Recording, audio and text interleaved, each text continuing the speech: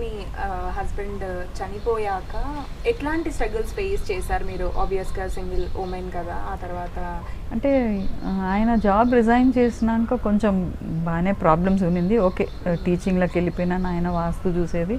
ఎట్లనో we are balancing అనమాట. And తరుణ్ది కూడా ఎడ్యుకేషన్కి అంతా వాడు స్కాలర్షిప్ ఉండే కాబట్టి కొంచెం క్లెవర్ ఉండేది. సో అంత ఏం మాకు ఇబ్బంది లేకుండా ఉండింది. బట్ వాడికి ఈ ఫీల్డ్లో వచ్చేసినాడు కదా, కెమెరా అవి ఇవి అన్నీ కొంచెం ఎక్స్పెన్సివే కదా అనేసి ఒక ఫీలింగ్ ఉన్నింది. బట్ సమ్హౌ ఏదో మేనేజ్ చేసుకున్నాం మేము. ఆయన చనిపోయినాక కొంచెం అప్పులు బాగా ఉండే మాకు. చనిపోయినాక అందరు చుట్టాలు అందరూ ఉండే అనమాట. అందరూ వచ్చినారు, అందరు సపోర్టివ్ ఉండే. దాని తర్వాత ఒక ఫేస్ వీఆర్ లెఫ్ట్ అలోన్. అంటే ఎవరిని ఎదురు చూడవద్దు కూడా మనం, కానీ ఎవరు ఎక్కువ ఏం చేస్తాడనేసి అందులో ఫిల్మ్ తీస్తానని అంటున్నాడు, పిక్చర్ తీస్తానంటున్నాడు. సినిమా ఇండస్ట్రీ ఎవరు సపోర్ట్ ఉంటారు, ఎవరు బ్యాక్గ్రౌండ్ లేదు, ఏదైనా ఉద్యోగం చేయవచ్చు కదా, అది అమ్మ ఒక్కతే చేస్తుంది కదా ఏదైనా అని చాలామంది చాలా సలహాలు ఇచ్చినారు. But we don't listen to anybody, అంతే. బట్ అలా అన్నప్పుడు మీకు ఎప్పుడు అనిపించలేదా? అంటే నిజంగా మీరు సింగిల్ పేరెంట్గా కష్టపడుతున్నారు, తరుణ్ గారు అప్పుడే ఇండస్ట్రీకి వచ్చారు కాబట్టి బ్యాక్గ్రౌండ్ ఏం లేదు కాబట్టి ఖచ్చితంగా మీరు అన్నట్టు చాలా ఖర్చులు ఉంటాయి, కెమెరా కానీ అనుకోని ఖర్చులు చాలా ఉంటాయి కదా. సో నిజంగానే ఏమైనా జాబ్ చేస్తే బాగుండు అని ఎక్కడైనా మీకు అనిపించిందా? లేదు, అనిపించలేదు నాకు.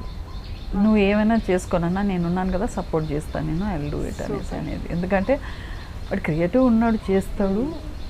వన్ లైఫ్ కదా, ఎన్నో ఆశలు ఉంటాయి. అవి నేను ఏదో అంటే ఒక పూట తిండి ఉంటే చాలు కదా, ఎట్లనో ఒకటి బతకాలి. అండ్ రెంట్ కరెక్ట్గా కట్టాలి, ఇంకేముంటుంది, ఇంకా ఖర్చులు ఏముంటాయి. అంటే వాడి ప్యాషన్ కదా, you can earn money any time, కానీ ఆ సిచ్యువేషన్స్ మాత్రం మళ్ళీ రావు కదా. అవును.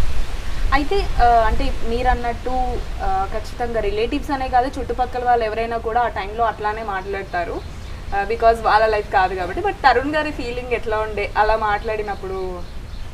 అంటే వాడు చిన్నప్పటి నుంచి వాడిని ఎక్కువ అందరు బనాయించేది అనమాట. ఎందుకంటే వాడు బాగా లావు ఉండేది, పొట్ట ఉంది, అది ఇది అనేసి అందరూ కొంచెం వాడు అప్సెట్ అయ్యేది. ఇంటికి వచ్చినాక నేను ఇంకా రాను, ఈ ఫంక్షన్కి రాను, దానికి రాను, దీనికి రాను, వాళ్ళ నాన్నకి అన్నిటికి పోవాలని.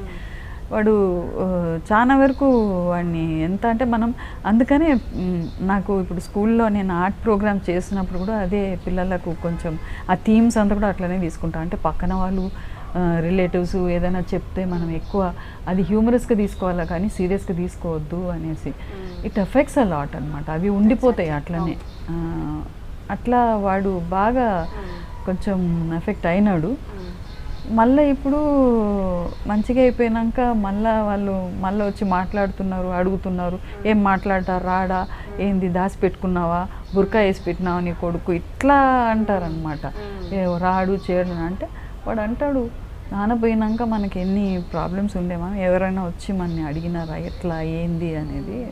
అంటే నేను అనేది సపోర్ట్ అనేది నువ్వు చేసుకోవాలా కానీ ఎవరిని ఎదురు చూడొద్దురా, అది తప్పు, అది you have to do it our selves, అంతేగాని.